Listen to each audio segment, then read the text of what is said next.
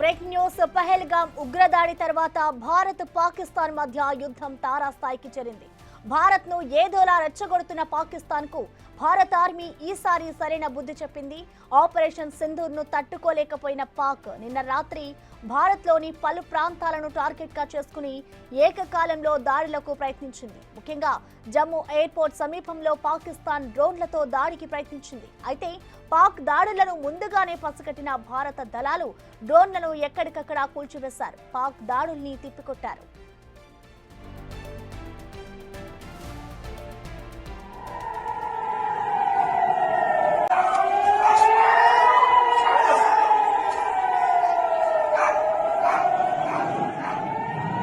జమ్మూలోని విమానాశ్రయం, railway station తో పాటు రాజస్థాన్లోని పఠాన్కోట్, జైసల్మేర్లను టార్గెట్ చేసుకుని పాకిస్తాన్ తన దుష్ట కార్యకలాపాలు నిర్వహించడానికి ప్రయత్నించింది. యుద్ధ విమానాలతో దాడికి విఫలయత్నం చేసింది. జమ్మూ, ఉధంపూర్, అఖ్నూర్, పూంచ్, రాజస్థాన్లోని జైసల్మేర్, పోఖ్రాన్, పంజాబ్లోని పఠాన్కోట్, జలంధర్ లక్ష్యంగా పాక్ ఈ డ్రోన్లను ప్రయోగించింది. ఇటు జమ్మూ విమానాశ్రయంతో పాటు సరిహద్దుల్లోని పలు సైనిక కేంద్రాలను లక్ష్యంగా ఈ దాడులకు తెగబడింది పాక్.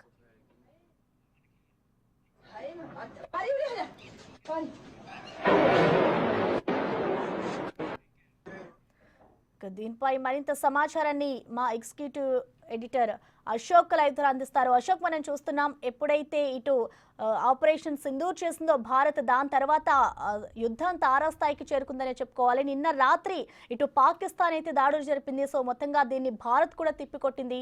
దీనికి సంబంధించిన డీటెయిల్స్ ఈ విధంగా ఉన్నాయి. మొత్తానికి యుద్ధానికి సంబంధించి ఏం చెప్తారు అశోక్? ఇప్పటి వరకు అయితే ఆపరేషన్ సింధూర్ ఇంకా కంటిన్యూ అవుతోంది.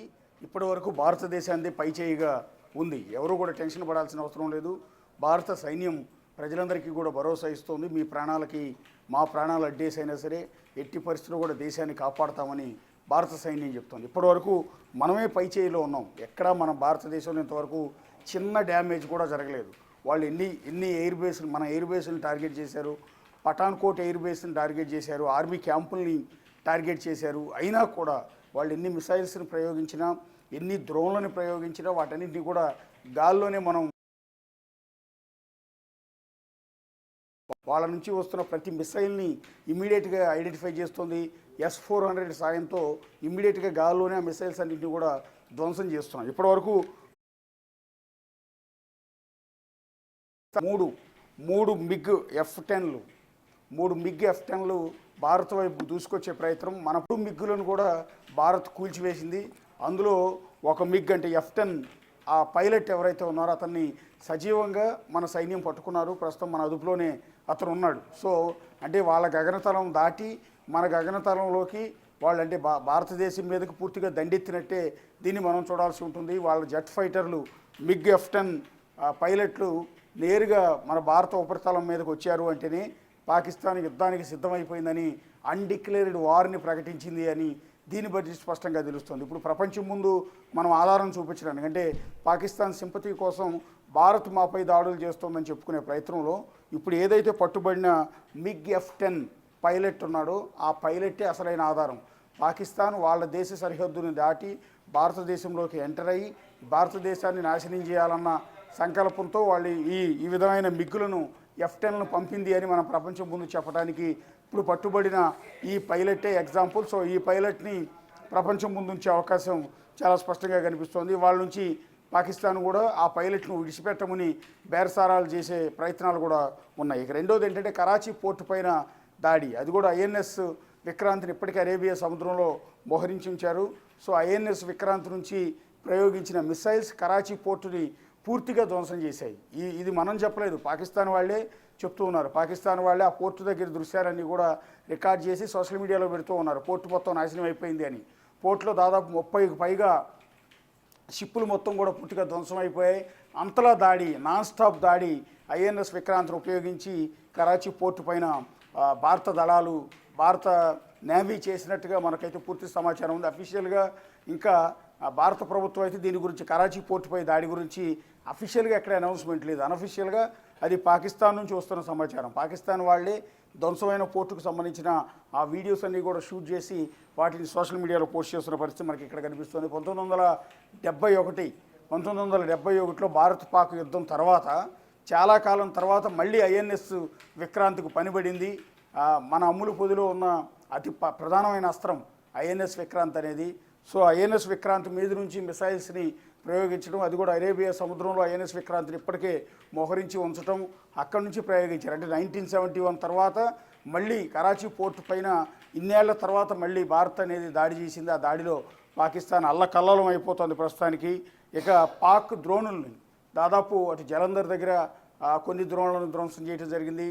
ఇటు జమ్మూ సరిహద్దుల్లో కొన్ని ఎయిర్పోర్ట్లో కొన్ని డ్రోన్లని మనం యాంటీ డ్రోన్ సిస్టమ్ ద్వారా నాశనం చేశాం. రాత్రి అంతా కూడా బ్లాక్అవుట్ అయితే ప్రకటించారు. రాజస్థాన్తో పాటు ఈ పక్కన ఉన్న జమ్మూ 2 చోట్ల కూడా పూర్తిగా బ్లాక్అవుట్ చేశారు. ఎక్కడ కూడా ఒక చిన్న లైట్ అనేది కూడా వెలగకుండా ప్రజలంతా కూడా సహకరించారు. ఎందుకంటే పాకిస్తాన్కి ప్రయోగించే డ్రోన్లకు కావచ్చు, మిసైల్స్కి కావచ్చు, మన భవనాలు ఎక్కడ కూడా కనిపించకుండా పూర్తిగా చీకటమయం చేసేసారు. బ్లాక్అవుట్ సక్సెస్ఫుల్గా చేయటం వల్ల అదే క్రమంలో మనం యాంటీ డ్రోన్ సిస్టమ్ ద్వారా వాళ్ళ డ్రోన్స్ని కానీ వాళ్ళ మిసైల్స్ని కానీ ధ్వంసం చేయగలిగా. ప్రస్తుతానికి భారత్ అయితే పాకిస్తాన్లో ఉన్న పెషావర్ అండ్ కరాచీ అండ్ లాహోర్లో ఉన్న ఎయిర్ డిఫెన్స్ సిస్టమ్ కంప్లీట్గా ధ్వంసం చేసేసింది భారత్ దళాలు. దానివల్ల వాళ్ళకి మన వైపు నుంచి వెళ్తున్న డ్రోన్లను కానీ, మన వైపు నుంచి వెళ్తున్న ఎయిర్ క్రాఫ్ట్లను కానీ, మన వైపు నుంచి వెళ్తున్న మిసైల్స్ని కానీ పసిగట్టే రాడార్ వ్యవస్థ పూర్తిగా దెబ్బతిన్న నేపథ్యంలో వాళ్ళకి సిచ్యువేషన్ ఏమీ అర్థం కావటం లేదు. అందుకని వాళ్ళంతా కూడా చివరికి ఏడ్చే పరిస్థితి కనిపిస్తుంది. ఇంకొక వైపు జైల్లో ఉన్న ఇమ్రాన్ ఖాన్, మాజీ క్రికెటర్ అండ్ మాజీ ప్రధాని ఇమ్రాన్ ఖాన్ని రిలీజ్ చేయాలంటూ ఇమ్రాన్ ఖాన్ అనుచరులు మొత్తం రోడ్ల మీద పెద్ద ఎత్తున ర్యాలీ చేస్తున్నారు. ఒక పక్క యుద్ధం సాగుతోంది, ఓ పక్క ఇమ్రాన్ ఖాన్ మద్దతుదారుల ఆందోళనలు కనిపిస్తున్నాయి. ఇంకొక పక్క బలూచిస్తాన్ పాకిస్తాన్ ఆర్మీపై వరుస దాడులు చేస్తోంది. ఇదే అదునుగా ఏదైతే ఈ పాకిస్తాన్ భారతదేశం మీద యుద్ధం చేయడానికి రెడీ అయి ఉందో, ప్రిపేర్ అయి ఉందో, ఇటువైపు చేస్తుందో, ఇదే అదునుగా సమయాన్ని చూసి బలూచిస్తాన్ కూడా పాకిస్తాన్ని కోలుకోలేని దెబ్బతీస్తోంది. అంటే ఆ పక్క నుంచి బెలూచిస్తాన్ దాడి చేస్తుంది, ఈ పక్క నుంచి భారత్ దాడి చేస్తుంది. మధ్యలో పాకిస్తాన్ ఆర్మీ ఉక్కిరి బిక్కిరి అయిపోతున్నారు. ప్రజలు తిరుగుబాటు చేస్తున్నారు పాకిస్తాన్ ప్రభుత్వం పైన. మీ చేతగానితనం వల్ల ఇవాళ యుద్ధం వస్తోంది, మేమందరం కూడా ప్రాణాలు కోల్పోయే దుస్థితి ఏర్పడింది అంటూ పాకిస్తాన్ ప్రజలే రోడ్డు మీదకి వచ్చేస్తున్న పరిస్థితి కనిపిస్తుంది. బలూచిస్తాన్ ఆర్మీ కూడా కొద్దిసేపటి క్రితం ఒక ప్రకటన చేసింది. పాకిస్తాన్ సైనికులపై దాడులకు మేమే పూర్తి బాధ్యతలు తీసుకుంటాం, మేమే దాడులు చేస్తున్నామంటూ బలూచిస్తాన్ ప్రకటిస్తోంది. ఇప్పుడు పాకిస్తాన్లో ఉన్న సిచ్యువేషన్ ఏంటంటే, అక్కడ ఒక మిసైల్ పేలింది అంటే అది భారత వైపు నుంచి వచ్చిందా లేకపోతే బలూచిస్తాన్ దాడి చేసిందో కూడా అర్థం కాని పరిస్థితిలో వాళ్ళు ఉన్నారు. ఎందుకంటే 2 వైపులా మూకుమ్మడి దాడి ఇక్కడ సిచ్యువేషన్ కనిపిస్తోంది. సో ఈ సిచ్యువేషన్ వాళ్ళు ఫేస్ చేయలేకపోతున్నారు. ఎందుకంటే పాకిస్తాన్లో ఒక అడ్మినిస్ట్రేషన్ అంటూ ఉండదు, ఒక సిస్టమ్ అంటూ ఉండదు, విచ్చలవిడితనం ఎవరి ఇష్టం వాళ్ళదే. అలాంటి పరిస్థితుల్లో ఉన్న గవర్నమెంట్లో ఇప్పుడు యుద్ధం చేయటం అనేది అసాధారణమైన విషయం. సో భారత్ను ఎదుర్కోవటం అనేది ఇంపాసిబుల్, అసాధ్యం అది. సో అయినా కూడా తప్పటడుగు వేసింది. అదే కాకుండా మనం ఉగ్రవాద స్థావరాల మీద భారత్ దాడులు చేసిన వెంటనే పాక్ కూడా దానికి సహకరించి ఉంటే ఇవాళ యుద్ధం వచ్చేది కాదు. ఈ యుద్ధం భారతదేశం కోరుకోలేదు. మళ్ళీ ఇది మనందరం చెప్పుకోవాల్సింది ఏంటంటే, ఈ యుద్ధం భారత్ చేయాలనుకోవటం లేదు, చేయాలని కోరుకోలేదు. కేవలం పాకిస్తాన్ మాత్రమే కోరుకుంటుంది. భారత్ కోరుకున్నది కేవలం ఉగ్రవాద స్థావరాలను ధ్వంసం చేయటం, ఉగ్రవాదం లేకుండా చేయటం అంతే తప్ప పాకిస్తాన్ పౌరులను భారత్ ఎక్కడ కూడా టార్గెట్ చేయటం లేదు. పాకిస్తాన్లో ఉన్న ఏ ఏరియాలను కూడా టార్గెట్ చేయట్లేదు. ఎప్పుడైతే పాకిస్తాన్ భారత్ని టార్గెట్ చేసిందో, భారత్ ఎయిర్వేస్ని, భారత్ ఆర్మీ క్యాంపులని దాడులు చేసే ప్రయత్నాలు చేసిందో, అప్పుడు తిప్పికొట్టే క్రమంలో మనం కూడా కరాచీ పోర్టు పైన దాడి చేసాం. లాహోర్, పెషావర్, రావుల్పిండి, ఇస్లామాబాద్ అన్ని చోట్ల కూడా భారత్ సైన్యం దాడులు చేస్తోంది. సో దాడులు చేస్తున్న క్రమంలో ఉక్కిరి అయిపోతుంది పాకిస్తాన్. మొత్తం 3 జెట్ ఫైటర్స్ని, పాకిస్తాన్కి సంబంధించిన 3 జెట్ ఫైటర్స్ని ఇప్పటి వరకు అయితే మనం కూల్చివేశాం. అందులో ఒక పైలట్ని సజీవంగా పట్టుకోగలిగాం. ఇక రెండోది ఐఎన్ఎస్ విక్రాంత్ని ఇంతకాలం తర్వాత వినియోగించడం 1971 తర్వాత. ఇవన్నీ కూడా లేటెస్ట్ అప్డేట్స్గా మనకు కనిపిస్తూ ఉన్నాయి. అఫీషియల్గా మరి కాసేపట్లో రక్షణ శాఖ ఒక ప్రకటన విడుదల చేసే అవకాశం ఉంటుంది రాత్రి నుంచి జరిగిన ఎంటైర్ ఆపరేషన్కి సంబంధించి. సో అప్పుడు మిగిలిన అప్డేట్స్ అన్ని కూడా మరొకసారి రిపోర్ట్ చేస్తాం. ఎస్ అశోక్, ఇప్పటికే చూసుకుంటే ఇటు రాత్రి ఏదైతే యుద్ధాలు జరిగినాయో దానికి సంబంధించి ఇటు భారత్ అదుపులోనే పైలట్ ఉన్నాడు కాబట్టి, సో యుద్ధానికి సంబంధించి నెక్స్ట్ ఏం జరగబోతుంది అనుకోవచ్చు? ఎస్, యుద్ధం అయితే కంటిన్యూ అవుతుంది. ఇది అన్డిక్లేర్డ్ యుద్ధం. బేసిక్గా వార్ అనేది డిక్లేర్ చేసిన తర్వాత, అనౌన్స్ చేసిన తర్వాత వారికి వెళ్తారు. ఇది అన్డిక్లేర్డ్ యుద్ధం. ఇది భారత్ కోరుకోలేదు. భారత్ కేవలం ఒక పఠాన్కో ఏదైతే పెహల్గాంలో పర్యాటకులపై దాడి తర్వాత పాకిస్తాన్లో ఉన్న 9 ఉగ్రవాద స్థావరాలపై మనం దాడి చేశాం. అంతే తప్ప మనం పాకిస్తాన్ పౌరులను ఎక్కడా కూడా టార్గెట్ చేయలేదు. పాకిస్తాన్లో ఉన్న జనావాసాల మీద మనం ఎక్కడా దాడి చేయలేదు. పాకిస్తాన్ సైనిక క్యాంపులపైన మనం ఎక్కడా కూడా దాడి చేయలేదు. కేవలం ఉగ్రవాద స్థావరాల మీద మాత్రమే దాడి చేశాం. ఆ తర్వాత తిరిగి పాకిస్తానే భారత్పై యుద్ధాలు చేయడం మొదలుపెట్టింది.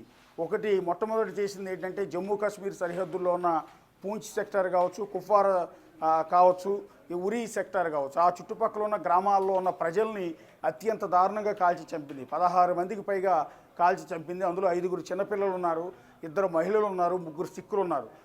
ఇంతమందిని పొట్టను పెట్టుకున్న తర్వాత పాకిస్తాన్ ఇండియా సరిహద్దుల్లో లైన్ ఆఫ్ కంట్రోల్ వెంబడి ఉన్న గ్రామాల ప్రజలందరినీ కూడా భారత సైన్యం ఎవాక్యుయేట్ చేయించింది. అక్కడ నుంచి ఖాళీ చేయించేసి సురక్షిత కేంద్రాలకు వాళ్ళందరినీ కూడా తరలించింది. మరికొంతమందిని బంకర్లలో తలదాల్చుకోమని భారత ప్రభుత్వం ఆదేశాలు జారీ చేసింది. సో ఈ దారుణం జరిగిన తర్వాత అప్పటికీ కూడా భారత్ ఇంకా సహనంతోనే ఉంది. భారత్ ఎక్కడా కూడా యుద్ధం కోరుకోలేదు.